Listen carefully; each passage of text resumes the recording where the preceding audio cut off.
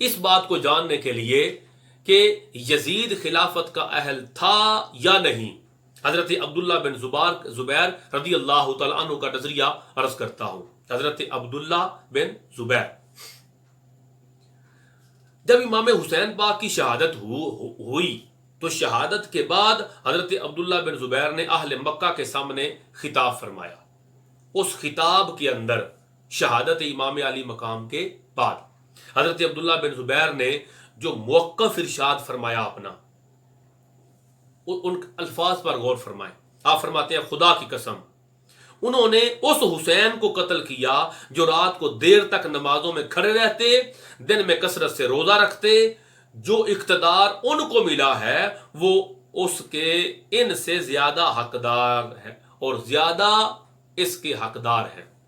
پھر آپ کے وہ جملے جو تنزیہ کلام ہے، ان جملوں سے پتہ چلے گا امام حسین پاک کی عظمت کیا ہے اور ان کے مخالفین یزید اس کا کردار کیا تھا۔ جملے دیکھیں، حضرت عبداللہ بن زبیر فرماتے ہیں کہ وہ یعنی حسین پاک وہ تلاوت قرآن کی بجائے گانے بجانے میں مشغول نہیں رہتے تھے۔ امام حسین پاک وہ قرآن کی تلاوت میں مشغول رہتے، گانے باجے میں مشغول نہیں رہتے تھے۔ وہ خوف الہی سے رونے کی بجائے نغمہ اور سرور میں مشغول نہیں رہتے تھے۔ وہ روزے رکھنے کی بجائے شراب نوشی میں مشغول نہیں رہتے تھے۔ وہ ذکر الہی کی مجلس برپا کرنے کی بجائے وہ شکار پر نہیں چلے جاتے تھے۔ کہنے کا مطلب یہ تھا جس حسین کو تم نے شہید کیا ہے، ارے وہ تو قرآن کی تلاوت کرنے والے تھے، تم گانے باجے بجانے والے ہو۔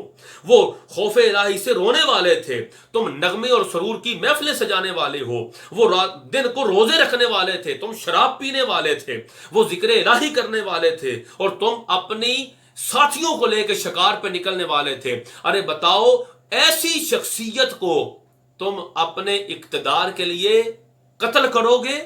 تمہیں شرم آنی چاہیے۔ یہ حضرت عبداللہ بن زبیر رضی اللہ تعالی عنہ و ارضاہ آپ کا موقف ہے۔